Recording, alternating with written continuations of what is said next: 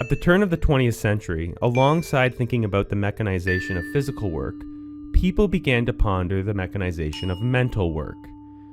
One way to think about mental work, or mental labor, is the process of thinking that unfolds when making difficult decisions, which leads one to some state of belief about something. And at the time, people wondered if complex decision-making could be mechanized. And only in recent years has anyone allowed their judgment, so to speak, with regard to making decisions, be made by a computer instead of by human beings.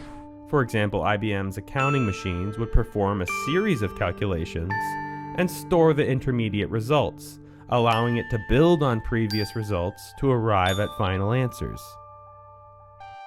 In about 2 weeks, during which we had maybe a dozen hours of actual calculation, we did work that would have taken a man with a desk calculator 100 years.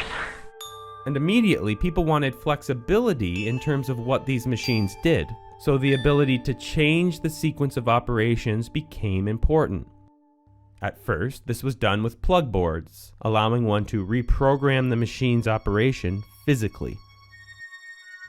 And people began thinking about how far we could take this process, embedding a sequence of mathematical and logical operations into a mechanism so that it can think for us.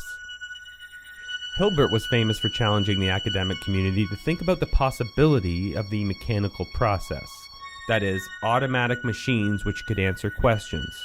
For example, one of his challenges was a machine which could answer yes or no as to whether a given statement about mathematics is true. If such a mechanical process existed, it would completely automate the work of all mathematicians. And at the time, calculation machines were well known, of course, but thinking machines were not. And so the mechanisms of these decision machines weren't yet defined. People were still speculating. And this is where Alan Turing enters the story. Since childhood, he was fascinated with the complex mechanisms behind the human mind. Turing simplified everyone's conceptions of what physical form these decision machines would actually take. And in 1928, he published a historic paper that directly addressed Hilbert's challenges. In it, he imagines a machine that can do anything any other machine might do, known as a universal machine. And he begins by imagining a machine as a human in a box with a pencil and a stack of paper. And they are handed a book of instructions to follow. So in order to change what this human does, you must alter the instructions in the book. That's the deep insight he had, defining behavior with symbols instead of mechanisms.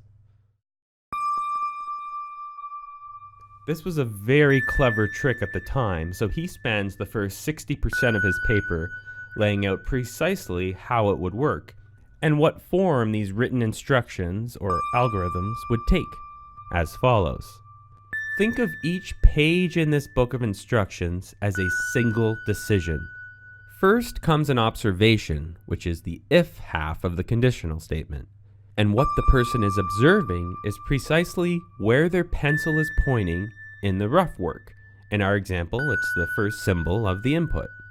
He calls this their awareness, so they are only ever aware of one symbol. Next, they look at their instructions and compare the symbol in their memory to a list of possibilities in the first column to find a match. Once a match is found, they move on to the second step of the conditional statement, the operation step. And what they do here is interesting. Turing observes that no matter what the instructions are or what language they are in, they are only ever going to be writing down symbols on the paper and or moving their attention to some new location. And so the last column in the table, called next state, lists the next page to jump to. In this book analogy, each page in the book is a new step. Turing calls these steps states of the machine. And when the next state is arrived at, their current awareness, where their pencil is currently pointing, is observed again. And then they scan to find a match in the same way. Once they do, they follow the sequence